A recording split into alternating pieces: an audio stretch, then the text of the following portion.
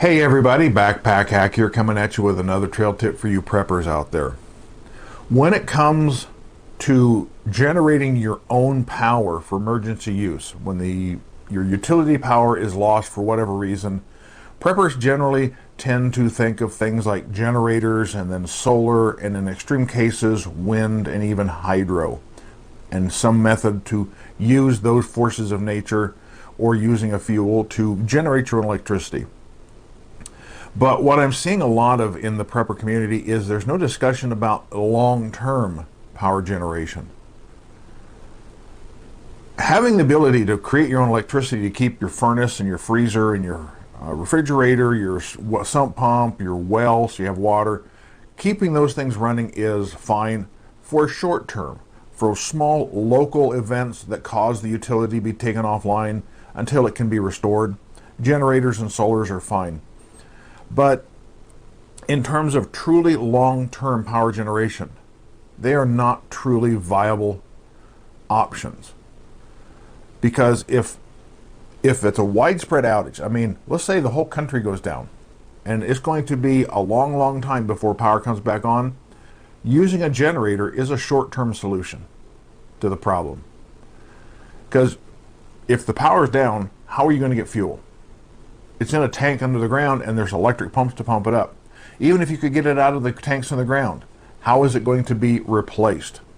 It's got to come from a refinery or a station somewhere that stores it, and that's all operated on electricity. So eventually, fuel, whether it's gasoline, diesel, propane, those infrastructures are heavily dependent on electricity. And as time goes by, it's going to be harder and harder to source some sort of combustible energy for a generator.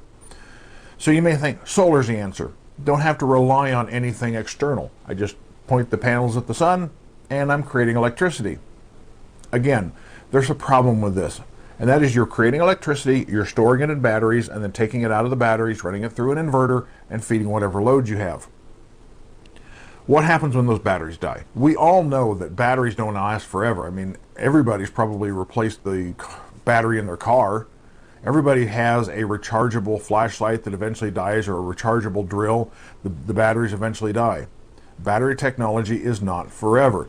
So even if you think you're going to have aggressive solar or even wind or hydroelectric, those are all stored in batteries, and those batteries are eventually going to fail. It may take several years, but if the grid's down for several years, you're eventually going to run out of electricity. No matter how well you plan your power generation, your batteries are going to die, you're going to run out of fuel, something is going to fail. Because we're talking about man-made devices anyway, and one component fails, then the whole system goes down. Yes, if you're filthy rich, you can have extra pieces and parts and bits and bobs and replace those parts. But eventually, over the long term, you're going to run out of electricity. So to combat this, my long-term plan is to simply not rely on long-term electricity.